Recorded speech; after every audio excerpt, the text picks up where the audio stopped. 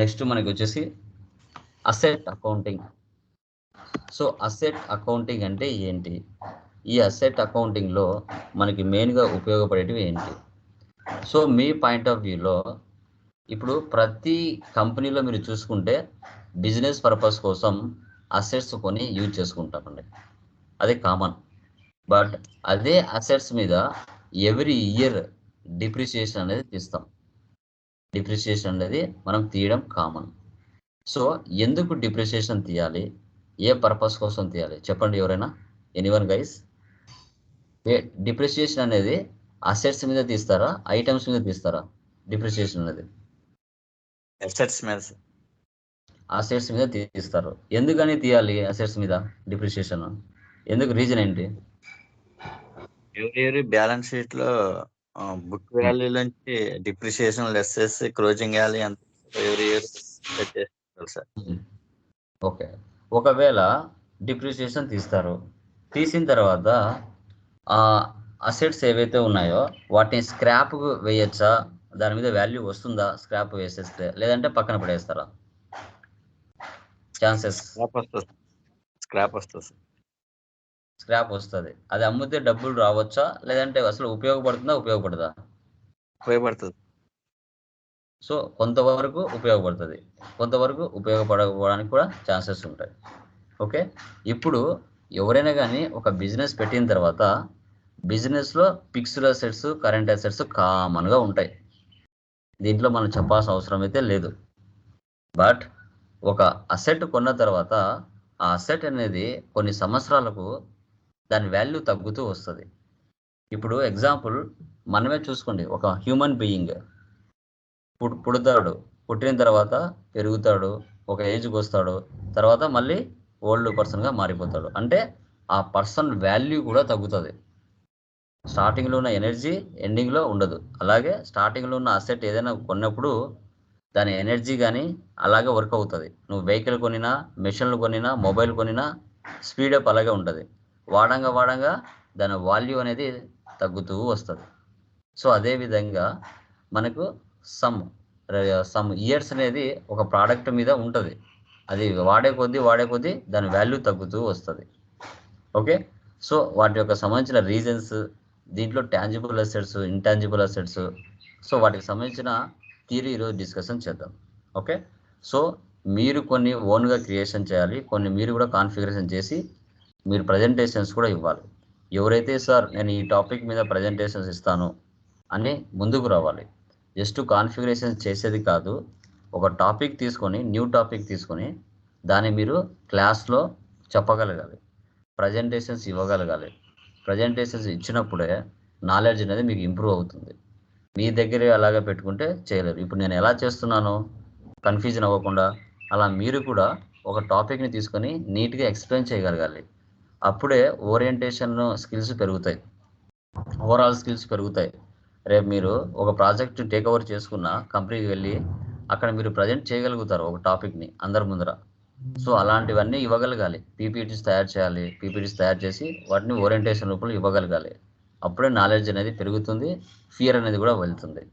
Okay, done. చూడండి,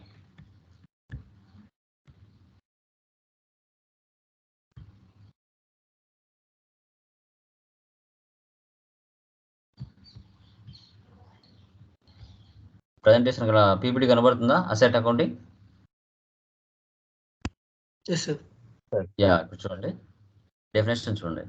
asset accounting in the SAP system is used for managing and monitoring fixed assets in financial accounting. It serves as a subsidiary ledger to the general ledger, providing detailed information on transactions involving fixed assets.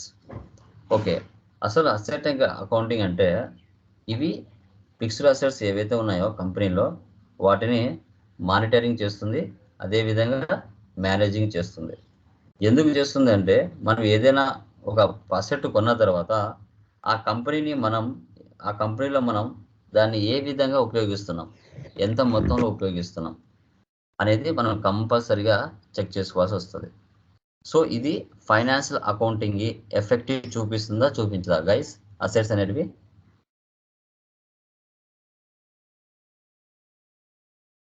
చెప్పండి. ఇవి financial accounting కి assets అనేది effect చూపిస్తుందా చూపించదా? Anyone? చూపిస్తుంది sir. చూపిస్తుంది. 100% చూపిస్తుంది. Okay, good, బాగా చెప్పారు. ఓకే, సో ఇక్కడ ఏంటంటే మన బ్యాలెన్స్ షీట్లో కంపల్సరీగా ఫిక్స్డ్ అసెట్స్ అనేది మ్యాండేటరీగా షో చేస్తాయి వాల్యూస్. కాబట్టి మనము మన బిజినెస్ పర్పస్ కోసం ఎలాంటి అసెట్స్ పర్చేజ్ చేస్తున్నాం, సో ఎలాంటి అసెట్స్ మీద మనము డిప్రిసియేషన్ తీస్తున్నాం, అది బ్యాలెన్స్ షీట్కి ఎలా ఎఫెక్ట్ అవుతుంది, ఏ విధంగా ఇన్వాల్వ్ అవుతున్నాయి, ఇవన్నీ కూడా మీరు డీటెయిల్డ్ ఇన్ఫర్మేషన్ తెలుసుకోవాల్సిందే. ఒక కంపెనీలోకి అసెట్లు కొన్న తర్వాత ఏమేమి తీసుకున్నారు, సో ఎంతెంత అమౌంట్లో తీసుకున్నారు, సో వాటిని ఎన్ని సంవత్సరాల నుంచి యూజ్ చేస్తున్నారు, ఇయర్ ఎంత డిప్రిసియేషన్ తీయాలనేది ఒక పక్కాగా దాని గురించి ఇన్ఫర్మేషన్ తెలుసుకొని ఉండాల్సిందే. ఓకే, సో అది మనకి దీంట్లో టైప్స్ ఆఫ్ అసెట్స్ ఉంటాయి. ఓకే, దీంట్లో ఏముంటాయి? టాంజిబుల్ అసెట్స్ ఉంటాయి, ఇంటాంజిబుల్ అసెట్స్ ఉంటాయి. టాంజిబుల్ అసెట్స్ అంటే మీనింగ్ ఏంటండి? టాంజిబుల్ అసెట్స్ అంటే You can touch and feel. So వాటిని మనం టచ్ చేస్తాం, ఫీల్ అవుతాం. వీటిని మనం టాంజిబుల్ అసెట్స్ అంటాం. దీంట్లో 2 టైప్స్ ఉంటాయి. ఫిక్స్డ్ అసెట్స్ ఉంటాయి, కరెంట్ అసెట్స్ ఉంటాయి. ఫిక్స్డ్ అసెట్స్ అంటే దీనికి మినిమం ఎన్ని సంవత్సరాల వాల్యూ చెప్పండి? ఫిక్స్డ్ అసెట్స్ మీనింగ్ చెప్పండి. More than years.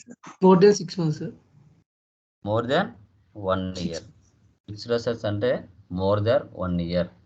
ఏదైనా బిల్డింగ్ కానీ, కంప్యూటర్ కానీ, మిషనరీ కానీ, ల్యాండ్ కానీ మన బిజినెస్ పర్చేజ్ చేసింది అనుకోండి. పర్చేజ్ చేసిన తర్వాత మినిమం ఆ అసెట్స్ వల్ల 1 సంవత్సరం పైనే యూజ్ పొందాలి. వాటిని మనం ఫిక్స్డ్ అసెట్స్ అని చెప్పుకుంటాం. ఫిక్స్డ్ అసెట్స్ అని చెప్తాం. కరెంట్ అసెట్స్ ఇవి ఏంటి? 6 months లోపల రొటేషన్ జరుగుతూ ఉంటాయి. వీటిని కరెంట్ అసెట్స్ అంటాం. Bills receivables, cash, banks, shares, prepaid expenses ఇవన్నీ ఏంటి? 6 months లోపలే రొటేషన్ జరుగుతూ ఉంటాయి. వీటిని కరెంట్ అసెట్స్ అని మనం చెప్పుకోవడం జరుగుతుంది. కరెంట్ అసెట్స్ అని. మోర్ దాన్ 1 year ఉపయోగిస్తే దాన్ని ఫిక్స్డ్ అసెట్స్ అంటాం. లైక్ లెస్ దాన్ 6 months వరకు వర్క్ జరిగిందంటే వాటిని కరెంట్ అసెట్స్ అంటాం. అంటే ఇప్పుడు మీరు కస్టమర్కి ఏమైనా సేల్ చేస్తారు, వాళ్ళు మీకు 6 months లోపల డబ్బులు ఇచ్చేయాలి. ఓకే, 1 year అట్లా వేసారని పెట్టుకున్నారనుకోండి, ఓకే, సో 1 year అలా పెట్టుకున్నారనుకోండి, దానికి వాళ్ళు కంపల్సరీగా ఛార్జ్ చేస్తారు. ఓకే, తర్వాత వీటిని మనం టాంజిబుల్ అసెట్స్ అని చెప్పుకుంటాం. We can touch and we can feel. తర్వాత intangible assets we cannot touch and feel. వీటిని టచ్ చేయలేం, ఫీల్ అవ్వలేం. వీటిని మనం ఫిక్సిషియస్ అసెట్స్ అని చెప్పుకుంటాం. Goodwill, trademarks, copyrights, patents. ఇప్పుడు గుడ్ విల్ అంటే ఏంటి? గుడ్ విల్ అంటే ఏమని చెప్పుకోవచ్చు అంటే, ఇప్పుడు మంచిగా క్వాలిటీ కానీ క్వాంటిటీ కానీ ఏవైనా ఒక ప్రోడక్ట్ మీద మెయింటైన్ చేస్తున్నారంటే అది నీకు మంచి పేరు వస్తుంది. ఇప్పుడు టాటా ప్రోడక్ట్స్ ఉన్నాయి, వాళ్ళు ఆల్ ప్రోడక్ట్స్ ఉన్నాయి వాళ్ళకి, ఆల్ సెక్టర్స్లలో వాళ్ళ బిజినెస్లు ఉన్నాయి. ఈవెన్ ఉప్పు దగ్గర నుంచి వాళ్ళు మార్కెట్లో సేల్ చేస్తారు. అంటే క్వాలిటీ మెయింటైన్ చేస్తారు, అందుకే వాళ్ళకి గుడ్ విల్ ఎక్కువ మన ఇండియా పరంగా. తర్వాత ట్రేడ్ మార్క్స్. కొన్ని కంపెనీస్ లోగో చూస్తేనే ఇది పలానా కంపెనీ అని ట్రేడ్ మార్క్స్ మనం ఐడెంటిఫై చేయొచ్చు. ఓకే, టిక్ మార్క్ ఉంటే నైక్ షూస్ అంటారు, ఏనుగులు గుర్తుంటే మనకి ముత్తూట్ ఫినాన్స్ అంటాం. ఇలా రకరకాలని చెప్పడం జరుగుతుంది. Next copy rights. Copy rights అంటే ఏంటి మనకి ఇక్కడ? సో పర్టికులర్గా ఏదైనా ఒక మూవీ రాసిన, సినిమా స్టోరీ రాసిన, ఓకే, లేదంటే ఒక బుక్స్ తయారు చేసిన, ఓకే, లేదంటే ఒక సాంగ్ మీరు రాసిన, వీటన్నిటికీ సి అని ఒక కాపీ రైట్ అనేది వస్తుంది. తర్వాత పేటెంట్ రైట్స్. పేటెంట్ రైట్స్ అంటే ఏంటి? పర్టికులర్గా ఏదైనా ఇప్పుడు ఫార్ములా కనిపెట్టారనుకోండి. ఇప్పుడు మన కరోనా వచ్చింది ఇండియాలో, అది కరోనాకు వ్యాక్సిన్ ఏదో ఒక దేశం కనిపెట్టింది. సో అది ఒక ఫార్ములా ఉంటుంది కనిపెట్టినప్పుడు. ఆ ఫార్ములా ఇతర దేశాలలో ఉపయోగించాలి అంటే వాటికి పేటెంట్ రైట్స్ అనేది ఇవ్వాల్సి వస్తుంది. ఆ దేశం పర్మిషన్ ఇస్తేనే ఆ ఫార్ములాను మన దేశంలో ఉపయోగించవచ్చు. ఇప్పుడు మన తిరుపతి లడ్డు ఉంది, అది ఒక ఫార్ములా. అది వేరే దేశాలలో ఉపయోగించాలంటే మన గవర్నమెంట్ పర్మిషన్ ఇవ్వాలి వాళ్ళకి, ఇస్తేనే వాళ్ళు ఆ పేటెంట్ రైట్స్ వాళ్ళు అక్కడ ఆ ఫార్ములాని ఉపయోగిస్తారు. అట్లా వాటిని పేటెంట్స్ అంటాం. ఇంటాంజిబుల్ అంటే వీటిని టచ్ చేయలేం, ఫీల్ అవ్వలేం. వీటిని మనం ఫిక్స్ చేసే అసెట్స్ కిందకి వస్తాయి. Good will, trade marks, copyrights, patents, ఇవన్నీ కూడా మనం డిస్కషన్ చేసాం. తర్వాత ఇంట్లో ఇంపార్టెంట్ పాయింట్స్ చూస్తే ప్రతి కంపెనీ కూడా సమ్ పాలసీస్ ఉంటాయి. వాళ్ళు ఒక లిమిట్ పెట్టుకుంటారు, అమౌంట్ ఒక నెలకు ఎంత ఖర్చు అవుతే ఇది ఎక్స్పెండిచర్ గాను, లేదంటే అంతకు మించి ఎక్కువ అమౌంట్ ఉంటే అది క్యాపిటలైజేషన్ గాను మార్చుకోవడానికి వాళ్ళు కొన్ని కంపెనీ పాలసీస్ పెట్టుకుంటారు. ఇప్పుడు 50,000 బిలో ఉంటే అది ఎక్స్పెండిచర్ కింద టీచ్ చేస్తారు. అంటే వాళ్ళ నేచర్ ఆఫ్ బిజినెస్ బట్టి, నేచర్ ఆఫ్ బిజినెస్ సైజుని బట్టి. ఓకే, కొన్ని పెద్ద బిజినెస్ అయ్యి అనుకోండి నెలకు ₹1,00,000 కూడా ఖర్చు అవుతుంది, అది వాళ్ళు ఎక్స్పెండిచర్ కిందనే టీచ్ చేస్తారు. ఓకే, అలా చిన్న చిన్న కంపెనీస్ అనుకో 10,000 20,000 పెట్టుకున్నా అది వాళ్ళు క్యాపిటలైజేషన్ కింద పెట్టుకోవచ్చు. ఒకవేళ అబోవ్ 50,000 అయింది అనుకోండి అది క్యాపిటలైజేషన్ కింద రాసుకుంటారు. ఓకే, అది వాళ్ళ కంపెనీ పాలసీస్ ప్రకారంగా. తర్వాత బిజినెస్ సైజుని బట్టి, ఓకేనా, బిలో 50,000 ఉంటే అది ఎక్స్పెండిచర్ మంత్లీ, అబోవ్ 50,000 అబోవ్ జరిగితే అది క్యాపిటలైజేషన్. సో ఈ క్యాపిటలైజేషన్ అమౌంట్ ఎక్కడ షో చేస్తుంది? We can show add the asset value in the balance sheet. నువ్వు క్యాపిటలైజేషన్ ఒకవేళ మారింది అనుకోండి, ఎక్కువ జరుగుతుంది అంటే అది నువ్వు బ్యాలెన్స్ షీట్లో కంపల్సరీగా దాని వాల్యూ చూపించాల్సిందే. దాన్ని మనం క్యాపిటలైజేషన్ అంటాం, క్యాపిటలైజేషన్ అని చెప్పుకుంటాం. ఓకే, ఇవి ఇంపార్టెంట్ పాయింట్స్ మనకి. తర్వాత ఎగ్జాంపుల్ చూడండి, డిప్రిసియేషన్కి ఎగ్జాంపుల్. ఇప్పుడు ఒక కంప్యూటర్ పర్చేజ్ చేసామండి 50,000 పెట్టి. So due to wear or tear asset value. Okay, ఇప్పుడు 50,000 పెట్టి పర్చేజ్ చేస్తే ఇప్పుడు సంవత్సరానికి 10,000 లెక్కన అంటే 20% డిప్రిసియేషన్ తీస్తా వస్తాం. ఓకే, అది 5 ఏళ్ళకి ఏమవుతుంది? ఆ కంప్యూటర్ వాల్యూ అనేది జీరో అయిపోతుంది. కంప్యూటర్ వాల్యూ అనేది జీరో అయిపోతుంది. సో అంతే కదా, ఆ కంప్యూటర్ని యూజ్ చేస్తే ఎక్కడైనా సెకండ్ హ్యాండ్గా అమ్మితే వాల్యూ వస్తే రావచ్చు, లేదు అది ఇంకా పూర్తిగా పనికిరాదు అంటే పక్కన పడేసేయాలి. ఓకే, అదనమాట. తర్వాత వాల్యుయేషన్ ఆఫ్ అసెట్ అంటే ఏంటి? We can decrease minus the asset value in the balance sheet. Balance షీట్లో ఉన్న అసెట్స్ ఏవైతే ఉన్నాయో వాటిని డిక్రీజ్ చేస్తూ వస్తుంది. దీన్ని వాల్యుయేషన్ ఆఫ్ అసెట్ అని చెప్పుకుంటాం. ఓకే, దాన్ని మైనస్తో డినోట్ చేస్తాం. ఓకే, సో ఇది మనకి ఒక ఎగ్జాంపుల్. అంటే మీ కంపెనీ అది 10% కట్ చేసుకుంటుందా, 20% కట్ చేసుకుంటా అనేది మీ చాయిస్ కంపెనీ అసెట్స్ మీద. తర్వాత సో డిప్రిసియేషన్లో మనకి 5 టైప్స్ ఉంటాయి. We can decrease the asset value year by year. ఆ 5 టైప్స్ ఏంటో చూడండి. Straight line method, written down method, maximum amount method, multi level method, periodic control method. Okay, వీటిలో ఎక్కువగా మనకి straight line and written down మెథడ్ని ఎక్కువగా use చేస్తాం. Example చూడండి, straight line method 10%, WDB method 10% ఇచ్చాను. డిఫరెన్స్ చూడండి. ఇప్పుడు సరే లైక్ స్ట్రైట్ లైన్ మెథడ్లో 1 ఏప్రిల్ 2022 ₹1,00,000 మీరు పర్చేజ్ చేశారు ఒక అసెట్. సో నెక్స్ట్ ఇయర్కి అదేం జరుగుతుంది? 10,000 తగ్గుతుంది. అంటే 1,00,000 10,000 పోతే 90,000 ఉంటుంది. ఓకే, సెకండ్ ఇయర్ స్టార్ట్ అయింది, మళ్ళీ నెక్స్ట్ ఇయర్కి 10,000 తగ్గిస్తారు. అంటే థర్డ్ ఇయర్కి ఏమవుతుంది? 80,000 అవుతుంది. అంటే 1,00,000 నుంచి 10,000 10,000 10,000 తగ్గితే లాస్ట్కు 5 సంవత్సరాలకి 50,000 దగ్గరికి వస్తుంది. ఇది స్ట్రైట్ లైన్ మెథడ్. అంటే ఇయర్ కంపల్సరీగా 10,000 10,000 తగ్గుతూ వస్తుంది. దీన్ని మనం స్ట్రైట్ లైన్ మెథడ్ అంటాం. ఇప్పుడు డబ్ల్యూడిబి మెథడ్లో చూసుకుంటే డిఫరెన్స్ గమనించాలి. ఓకే, ఇప్పుడు ఫస్ట్ సంవత్సరం వచ్చేసి 10,000 కట్ అవుతుంది. 10,000 కట్ అవుతే ఇంకా మన దగ్గర 1,00,000లో ఎంత ఉన్నట్టు? 90,000 ఉన్నట్టు. 90,000 ఉన్నప్పుడు మళ్ళీ నెక్స్ట్ ఇయర్కి ఎంత కట్ అవుతుంది? 10,000 కట్ అవుతుంది. అంటే 10%, దాంట్లో 9,000 మాత్రమే తీసుకుంటుంది, 10,000 తీసుకోదు. దీన్ని రిటర్న్ డౌన్ వాల్యూ మెథడ్ అంటాం. అంటే అక్కడికి 81,000 ఉంటుంది. ఓకే, అంటే ఒక 1,000 రూపాయలు తగ్గుతూ వస్తుంది. దీంట్లో స్ట్రైట్ లైన్ మెథడ్ అయితే కరెక్ట్ 10,000 నెల కంపల్సరీ 10,000 తగ్గుతూ వస్తుంది. బట్ రిటర్న్ డౌన్ వాల్యూ మెథడ్లో మీరు 10% ఆ లెక్కన క్యాలిక్యులేట్ చేసినా కొంచెం వాల్యూ తగ్గుతూ వస్తుంది. ఓకే, ఇది డిఫరెన్స్ రెండింటికి, రిటర్న్ డౌన్ వాల్యూ మెథడ్కి స్ట్రైట్ లైన్ మెథడ్కి. ఇంటర్వ్యూ పాయింట్ ఆఫ్లో వీటిని ఎక్కువ అడగడానికి ఛాన్సెస్ ఉంటుంది. ఓకే, తర్వాత రిటైర్మెంట్ ఆఫ్ వాల్యూ చూడండి. Remove the remove of the total asset value from balance sheet. Okay, ఒక అసెట్ రిటైర్మెంట్ అయిపోయింది అంటే ఏంటి, 50,000 పెట్టి కొన్నావు ఒక కంప్యూటర్ను, 5 ఏళ్ళకి అది దాని వాల్యూ పూర్తిగా అయిపోయింది. సో అదేం చేస్తావు, నువ్వు కస్టమర్కి సేల్ చేస్తే సేల్ చేయొచ్చు, సేల్ చేస్తే గెయిన్ వస్తే రావచ్చు, లేదంటే లాస్ అనే రావచ్చు. ఇప్పుడు 50,000 పెట్టుకున్నావు, 5 సంవత్సరాలకు దాని వాల్యూ పూర్తిగా అయిపోయింది అంటే ఇంకా అది ఇంకా మనం ఏం చేయాలంటే నెక్స్ట్ మార్కెట్లో ఎవరికైనా సెకండ్ హ్యాండ్కి అమ్మనైనా అమ్మాలి. సో అమ్మితే కస్టమర్స్కి గెయిన్ అయినా రావచ్చు, లాస్ అయినా రావచ్చు. లేదు ఇంకా అది అసలు వర్క్ కాదు అంటే ఏం చేస్తావు, వితౌట్ కస్టమర్ దాన్ని స్క్రాప్కి పడేస్తావు. స్క్రాప్ పడేస్తే అసలు ₹1 కూడా ఆదాయం రాదు. అంటే 50,000 అయిపోయినా కూడా దాని మీద వాల్యూ అనేది ₹1 కూడా రాదు స్క్రాప్కి పడేస్తే. బట్ ఒకవేళ అంతో ఇంత పని చేస్తుంది, ఇంకా 1 సంవత్సరం వరకు పనిచేస్తుంది అంటే నువ్వు ఎవరికైనా కస్టమర్కి సేల్ చేస్తావు. ఒక ₹10 అంటే 50,000 పెట్టిన అమౌంట్ ఒక 5,000 అయినా, 2,000 అయినా, 3,000 అయినా రావచ్చు అమ్మితే. ఒకవేళ దాంట్లో ఇంకా ప్రాణం ఉంది అంటే, పని చేస్తుంది అంటే. లేదంటే వితౌట్ కస్టమర్ దాన్ని ఇంకా పగలు కొట్టేసి పక్కన పడేయడం, స్క్రాప్. దీన్ని రిటైర్మెంట్ ఆఫ్ వాల్యూ అంటాం. Remove of the total asset value from balance sheet నుంచి దీన్ని రిమూవ్ చేసేస్తారు. ఇంకా దానికి 5 సంవత్సరాలు అయిపోయిందంటే బ్యాలెన్స్ షీట్ నుంచి రిమూవ్ చేస్తారు asset value.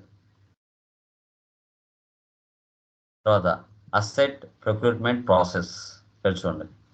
Purchase asset from vendor నుంచి మనము ఐటమ్స్ కానీ అసెట్స్ కానీ పర్చేజ్ చేస్తాం విత్ పర్చేజ్ ఆర్డర్తో. ఓకే, వితౌట్ పర్చేజ్ ఆర్డర్తో. పర్చేజ్ ఆర్డర్ అయినా పెట్టవచ్చు, లేదంటే వితౌట్ పర్చేజ్ ఆర్డర్ అయినా పెట్టవచ్చు. ఓకే, ఇది అసెట్ ప్రొక్యూర్మెంట్ ప్రాసెస్ అనేది అనమాట. మనము పర్చేజ్ ఆర్డర్ పెట్టామనుకోండి, దాన్ని పిఓ అంటారు.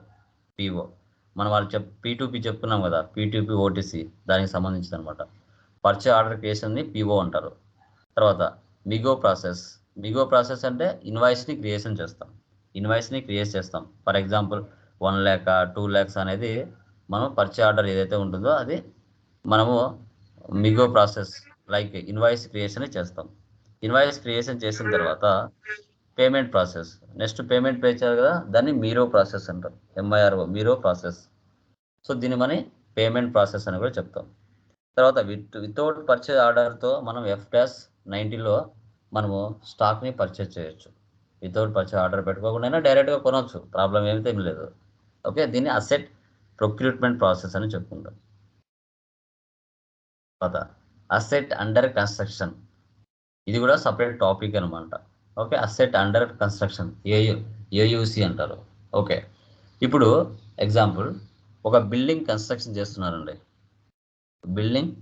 చేస్తున్నారు, అది పూర్తిగా ఇంకా కంప్లీట్ అవ్వలేదు. సో బిల్డింగ్ కన్స్ట్రక్ట్ చేస్తున్నారంటే అది అసెట్ కిందకే వస్తుంది. సో దాన్ని AUC అంటాం. ఓకే, అది ఇంకా పూర్తిగా కన్స్ట్రక్షన్ అంటే ఫుల్లీ అసెట్గా మారలేదు. సో అప్పుడు దాని మీద మనం డిప్రిసియేషన్ తీయచ్చా చెప్పండి. ఒక బిల్డింగ్ కడుతున్నారు, అది ఇంకా ఫుల్లీ అసెట్గా మారలేదు. ఓకేనా, అంటే పూర్తిగా దాని ఇంకా తయారైపోయి దాంట్లో వెళ్ళి మనం జాయిన్ అవ్వడం ఇంకా జరగలేదు, కన్స్ట్రక్షన్లోనే ఉంది. ఓకే, సో దాని మీద మనం డిప్రిసియేషన్ తీయచ్చా తీయకూడదా? చేయలేము సార్. తీయలేమా? ఎందుకని? ఇంకా ఫుల్ గా కన్స్ట్రక్షన్ అవ్వలేదు. ఇంకా రా మెటీరియల్ ఇంకా అవసరం ఉంటుంది, అది స్టాక్ కింద చూపెట్టుకోవాల్సి వస్తుంది.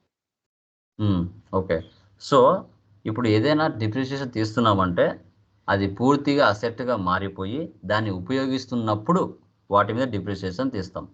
ఇంకా అది కన్స్ట్రక్షన్లో ఉంది కాబట్టి దాన్ని మనం అంటే ఫుల్లీ అసెట్గా మారలేదు కాబట్టి దాని మీద మనము డిప్రిసియేషన్ అనేది తీయకూడదు. సో దాన్ని మనం సపరేట్ హెడర్లో రాయాల్సి వస్తుంది, ఇంకా పూర్తి అవ్వలేదు అందుకు గాను దీని మీద డిప్రిసియేషన్ తీయడానికి ఛాన్సెస్ లేదు అనేసి.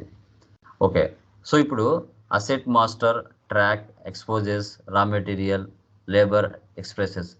సో మనం చూసుకుంటే ఇప్పుడు డిప్రిసియేషన్ కన్స్ట్రక్షన్ జరుగుతున్నప్పుడు అక్కడ కంపల్సరీగా రా మెటీరియల్ పర్చేజ్ చేయాల్సి వస్తుంది, లేబర్ ఎక్స్పెన్సెస్ కూడా ఇవన్నీ ఉంటాయి.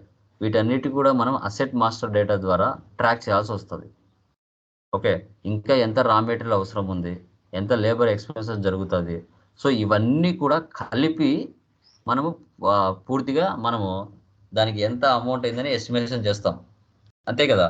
ఇప్పుడు కన్స్ట్రక్షన్ చేస్తున్నామంటే ఆ కన్స్ట్రక్షన్లో జరిగే ఎక్స్పెన్సెస్ లైక్ దానికి కావాల్సిన మొత్తం అమౌంట్ యాడ్ చేసుకుంటాంగా, యాడ్ చేసుకోకుండా అయితే ఏమి ఇవ్వంగా. ఓకేనా, సో అదనమాట, అన్నిటి మీద యాడ్ చేసుకొని దాని మీద మళ్ళీ డిప్రిసియేషన్ తీయడం జరుగుతుంది. ఓకే, దీని అసెట్ అండర్ కన్స్ట్రక్షన్ అంటాం. అసెట్ అకౌంటింగ్ పోస్టింగ్ కీస్ చూస్తే posting keys 70 for asset debit అంటాం, posting key 75 for asset credit అంటాం. 70 అనేది డెబిట్, 75 అనేది క్రెడిట్ కింద మనం చూపిస్తాం అసెట్ అకౌంటింగ్ పోస్టింగ్ కీస్. తర్వాత అసెట్ అకౌంటింగ్ ట్రాన్సాక్షన్ టైప్స్. 100 అనేది ఎక్స్టర్నల్ అసెట్ అక్విజిషన్, 110 అనేది ఇన్హౌస్ ప్రొడక్షన్. తర్వాత ఇన్హౌస్ ప్రొడక్షన్ అంటే ఇంకా కన్స్ట్రక్షన్లో ఉందని అర్థం. 210 అనేది రిటైర్మెంట్ విత్ రెవెన్యూ అని చెప్పుకుంటాం. ఇవి డిఫాల్ట్గా ఎస్ఏపి వాళ్ళు ఇచ్చిన నేమ్స్. ఓకే, మెయిన్ ఇంపార్టెంట్ చేసేటప్పుడు కాన్ఫిగర్ ఈ వాల్యూస్. సో ఇది అండి అసెట్ అకౌంటింగ్ అంటే ఏంటి, ఈ అసెట్ అకౌంటింగ్ అనేది ఎందుకు ఉపయోగపడుతుంది, దాంట్లో రిటైర్మెంట్ ఆఫ్ వాల్యూ అంటే ఏంటి, straight line method, WDV method, depreciation ఎలా తీస్తారు ఇయర్, తర్వాత దాంట్లో ఇంపార్టెంట్ పాయింట్స్, తర్వాత టాంజిబుల్ అసెట్స్ అంటే ఏంటి, ఇంటాంజిబుల్ అసెట్స్ అంటే ఏంటి, అసెట్ అకౌంటింగ్ యొక్క డెఫినేషన్. ఇది మినిమం అసెట్ అకౌంటింగ్ యొక్క తెలుసుకోవాల్సిన మినిమం ఇన్ఫర్మేషన్. ఓకే, సో దీనికి సంబంధించి మీరు ఇన్ఫర్మేషన్ అనేది తెలుసుకున్నారు. ఓకే, దీనికి సంబంధించిన లింక్ నేను మీకు పోస్ట్ చేస్తాను, ఇది మీరే ఓన్గా చేయండి. ఓకే, సో కొన్ని టాపిక్స్ ఏవైతే ఉన్నాయో మీరే ఓన్గా ప్రజెంటేషన్స్ ఇవ్వాల్సి వస్తుంది. అన్నీ నేనే చెప్పుకుంటూ వెళ్తే మీరు మైండ్కు పదును పెట్టరు. మీరు కూడా ఓన్గా సార్ ఈ టాపిక్ నేను చెప్తాను అని నా ప్రజెంటేషన్స్ కాదు, ఈ క్లాస్లోనే మీరు మీ స్క్రీన్ షేర్ చేసి కొన్ని మీరు టాపిక్స్ చెప్పాల్సి వస్తుంది. మీరు ఎలా చెప్తున్నారు, ఎలా కన్వే చేస్తున్నారు అనేది చాలా ఇంపార్టెంట్. ఇంగ్లీష్లోనే చెప్పాలి, తెలుగులో కాదు, ఇంగ్లీష్లోనే టాపిక్ని నేను నీట్గా చెప్పాలి. మీ ప్రజెంటేషన్ స్కిల్స్, కమ్యూనికేషన్ స్కిల్స్, చెప్పే విధానం, ఇవన్నీ కూడా చాలా ఇంపార్టెంట్. జాబ్ రావడం ఒక ఎత్తు అయితే అక్కడికి వెళ్ళిన తర్వాత దాన్ని నిలబెట్టుకోవడం ఇంకా పెద్ద టాస్క్. ఓకే, నార్మల్గా ఉండదు. సో అది కూడా మీరు గమనించాలి. ఓకే, చాలా ఇంపార్టెంట్ ఇవన్నీ కూడా. ఓకేనా?